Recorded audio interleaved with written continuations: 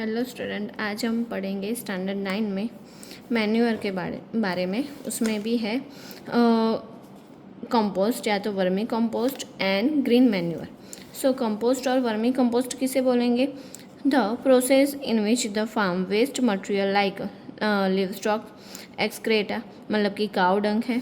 अब यहाँ पर लिव स्टॉक मतलब कि जो एनिमल्स है उसका जो वेस्ट मटेरियल है वो vegetable waste, animal refuse and the domestic waste, sewage waste, straw of eradicated weeds and it is a decomposed।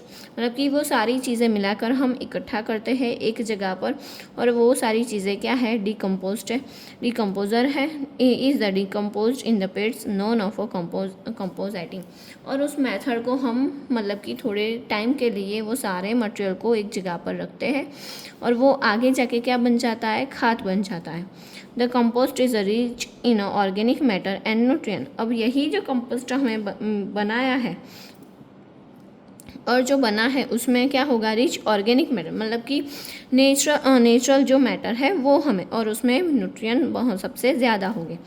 Compost is also prepare by using earthworms, और उसमें हम कुछ अर्थवर्म्स मिला देते हैं तो वो अच्छी तरीके से एक अच्छा कंपोस्ट बना देता है।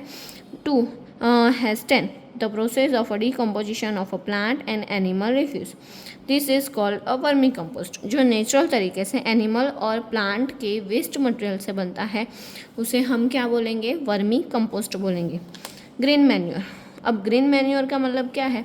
अगर मैं सिंपल तरीके से बता दूं तो आपको क्या करना है? अपना या खेत वगैरह है वहाँ पर आपको कुछ ऐसे प्लांट ग्रो करने हैं और जब वो ग्रो हो जाते हैं अच्छी तरीके से फिर उसको क्या करना है? काट देना है और उसे आप सॉइल के अंदर अगर मिक्स कर दो या तो फिर उसे ड्राई करके फिर वो प्लांट के आसपास रख दो, वहीं पर ऐसे पड़े रहने दोगे तो वो एक क्या बन जाएगा? ग्रीन मैन्योर बन जाएगा और उसमें से नाइट्रोजन और फॉस्फोरस बहुत ही ज़्यादा अमाउंट में प्लांट को मिलता है।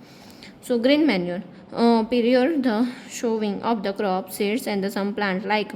अब उसके भी प्लांट है सन, हेम्प, ये दोनों ही एग्जाम्पल आपको याद रखने हैं। And gore are the grown and then the mulched by the ploughing मतलब कि जब भी वो ग्रो हो जाते हैं फिर हम उसका क्या कर लेंगे? प्लग कर लेंगे देम इनटू द सॉइल और फिर उसे सॉइल के अंदर मिक्स कर देंगे या तो उसे वहीं का वहीं पड़े रहने देंगे।